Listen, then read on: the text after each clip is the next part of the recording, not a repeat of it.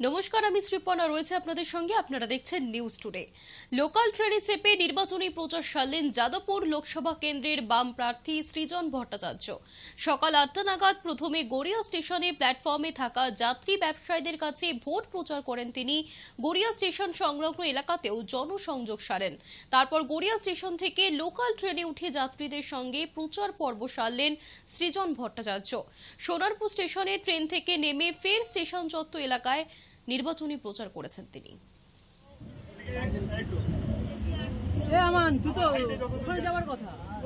সকালটা একটু ফাঁকা পেয়েছিলাম, এখন তো আস্তে আস্তে শেষের দিকে চলে এসেছে। মানুষের সাথে যত বেশি মানুষের সাথে দেখা করা যায়, আর আমাদের দাবি দাওয়ার মধ্যে ক্যানিং লক্ষ্মীকান্তপুর নামখানা রুটে লোকাল ট্রেন বাড়ানোর দাবি আছে। আমাদের দাবি দাওয়ার মধ্যে সোনারপুর স্টেশনের আন্ডারপাস বা এই ধরনের গড়িয়া থেকে বারুইপুর মেট্রো নিয়ে যাওয়া, আমি সাংসদ হলে এগুলো করার চেষ্টা করব।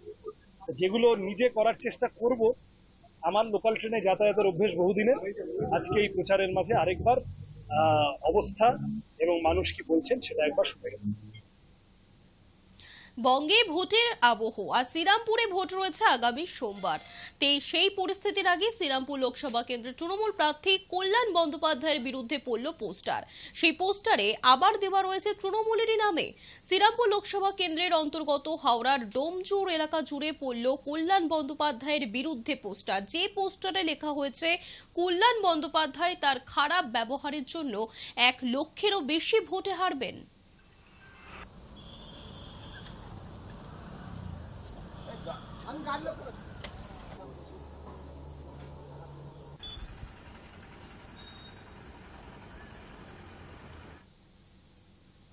2021 সালের ভোট পরবর্তী হিংসা মামলা তদন্তে ফের সক্রিয় সিবিআই।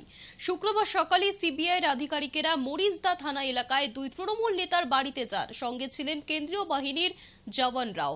সিবিআই এর তরফে আনুষ্ঠানিকভাবে এই অভিযানের কারণ জানানো না হলেও কেন্দ্রীয় তদন্তকারী সংস্থা সূত্রে জানা যাচ্ছে, বিধানসভা ভোট পরবর্তী হিংসা মামলা তদন্ত সূত্র ধরেই এই 2 নেতার বাড়িতে হানা দিয়েছে সিবিআই।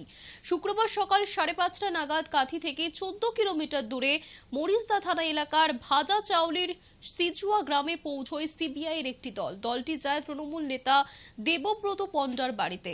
দেবব্রত বাড়ি না থাকায় তার মেয়ের সঙ্গে কথা বলেন তদন্তকারীরা। প্রায় 2 ঘন্টা ধরে তাদের বাড়িতে ছিলেন সিবিআই এর আধিকারিকেরা এবং তদন্তও চালান। শুক্রবার সকালে সিবিআই এর আরও একটি দল হানা দেয় মরিচদার ইছাগেরা গ্রামের নন্দ দুলাল মাইতির বাড়িতেও।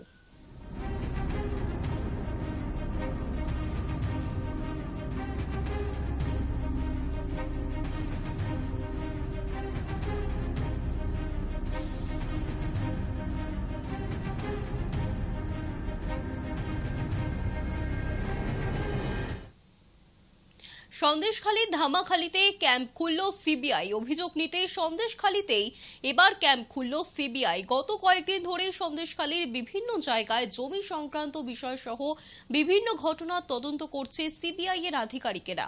কলকাতা হাইকোর্টের নির্দেশে তারা তদন্ত শুরু করেছে। গ্রামের অনেকেই ইমেল মারফত অভিযোগ জানাতে পারছিলেন না, যে কারণেই সন্দেশখালীর ধামাখালী একটি রাষ্ট্রায়ত্ত ব্যাংকে ক্যাম্প খুললেন সিবিআই এর আধিকারিকেরা।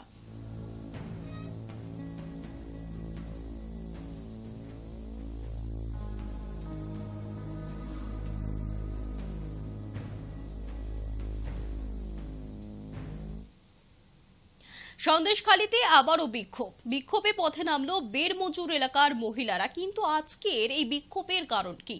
জানা যাচ্ছে পানীয় জলের সমস্যা, রাস্তার কাজের জন্য টাকা তোলা হয়ে যাওয়া, কিন্তু তারপরও রাস্তার কাজ শেষ না হওয়া, সাধারণ মানুষদের পারাপারের জন্য বাঁশের সাঁকো কোনো সংস্কার হয়নি। এছাড়াও আরও বেশ কিছু দাবি জানিয়ে বিক্ষোভ দেখালো গ্রামের বাসিন্দারা।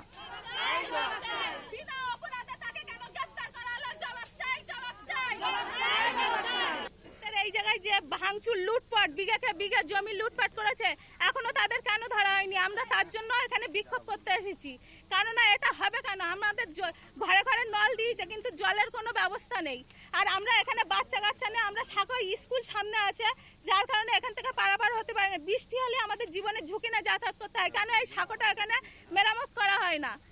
এই তার জন্য আমরা চাই যে সিরাজ ডাক্তারকে গ্রেপ্তার চাই। ভোট মেটার পর তপ্ত শীতলকুচি, তৃণমূল নেতাকে লক্ষ্য করে গুলি চালানোর অভিযোগ। বৃহস্পতিবার রাতে শীতলকুচি ব্লকের লালবাজা অঞ্চলের তৃণমূল কংগ্রেসের প্রধান অনিমেষ রায় আক্রান্ত হন। আশঙ্কাজনক অবস্থায় তিনি এখন বর্তমানে নার্সিং হোমে ভর্তি রয়েছেন। পুলিশ এবং স্থানীয় সূত্রে জানা যাচ্ছে, লালবাজা চৌপতিতে সাংগঠনিক মিটিং সেরে বৃহস্পতিবার রাতে বাড়ি ফিরছিলেন তিনি। অভিযোগ, সেই সময় দুষ্কৃতীরা তাকে লক্ষ্য করে গুলি চালায়। স্থানীয় বাসিন্দারা গুলির শব্দ পেয়ে ছুটে এলে দুষ্কৃতীরা ততক্ষণে পালিয়ে গিয়েছে। আক্রান্তকে শীতলকুচি প্রাথমিক স্বাস্থ্য কেন্দ্রে নিয়ে গেলে কোচবিহারের একটি বেসরকারি নার্সিং হোমে পরে স্থানান্তরিত করা হয়। অনিমেষের হাঁটুর উপর গুলি লেগেছে। কারা এই ঘটনার সঙ্গে যুক্ত তা জানা না গেলেও ঘটনা তদন্তে নেমেছে শীতলকুচি থানার পুলিশ। এলাকায় রয়েছে প্রবল উত্তেজনা।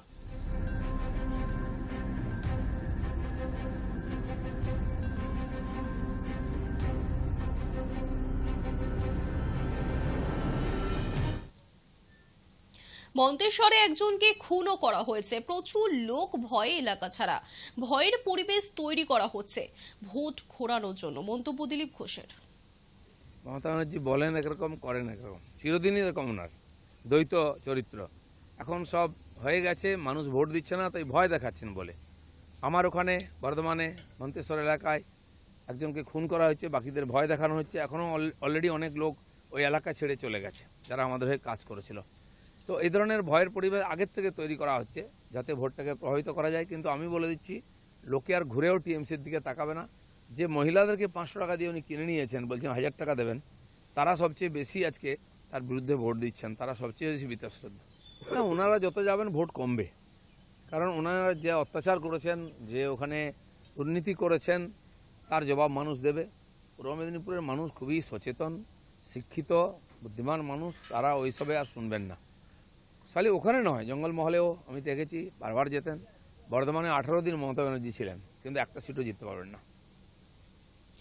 অসুস্থ মুকুল রায়কে দেখতে তার কাঁচরাপাড়ার বাড়িতে গেলেন প্রদেশ কংগ্রেস সভাপতি অধীর রঞ্জন চৌধুরী। গত 13ই মে চতুর্থ দফায় বহরমপুরে ভোট হয়ে গিয়েছে। সেখানকার কংগ্রেস প্রার্থী ছিলেন অধীর রঞ্জন চৌধুরী এবং এখনও বাকি দফাগুলিতে কংগ্রেস এবং কংগ্রেস সমর্থিত সিপিএম প্রার্থীদের সমর্থনে প্রচার করছেন তিনি।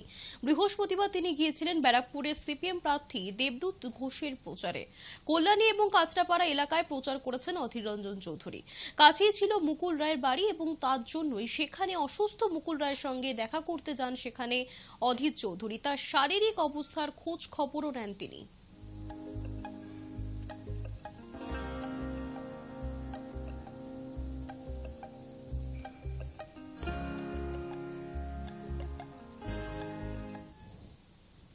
রাস্তা সংস্কার সহ বিশুদ্ধ পানীয় জলের দাবিতে অবরোধ বিক্ষোভ।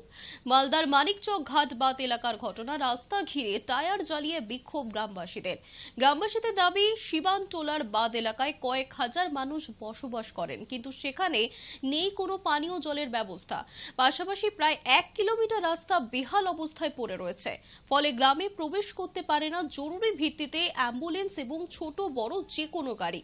রাস্তার বেহাল অবস্থার জন্য প্রত্যেক দিনই ঘটে চলেছে সেখানে দুর্ঘটনা। প্রশাসনিক দপ্তরের দ্বারস্থ হয়েও কোনো সুরাহা মেলেনি, এমনটাই অভিযোগ গ্রামবাসীদের। অবশেষে মানিকচক থানার পুলিশ প্রশাসনের হস্তক্ষেপে অবরোধ তুলে নেন গ্রামবাসীরা।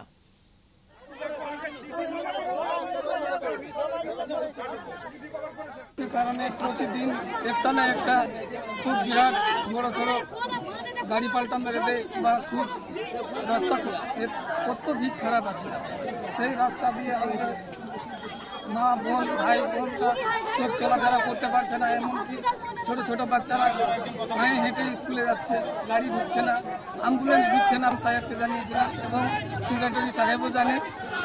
আমি দরখাস্ত পেশ করেছিলাম, কোনো রেসপন্স করছে না, কাজ হচ্ছে না। না, কাজ হচ্ছে না। খারাপ, আমাদের অসুস্থ রুগীকে নিয়ে যাওয়ার কোনো ব্যবস্থা নেই, রাস্তার জন্য ব্যবস্থা পাচ্ছি না, জলের অসুবিধা। আমাদের অসুস্থ রুগীকে হাতে হেঁটে কিংবা হাতে করে উঠিয়ে আমরা থেকে বাইকে কিংবা টোটোতে এখানে বাদে নিয়ে আসতে হয়। আমরা কি করে বাস করি? আমরা কি মানুষ নাকি গরু? আমরা তো মানুষ, আমাদের তো কিছু ব্যবস্থা সরকার নেবে, কিন্তু আমাদের কোনো ব্যবস্থা নিচ্ছে না। আমরা কি কালকে বাড়ি করেছি? 19 বছর থেকে আমরা এখানে বাস করেছি। নিউজ টুডে এখনকার মতো এই পর্যন্তই। দেখতে থাকুন হাই নিউজ নির্ভীক নিরপেক্ষ।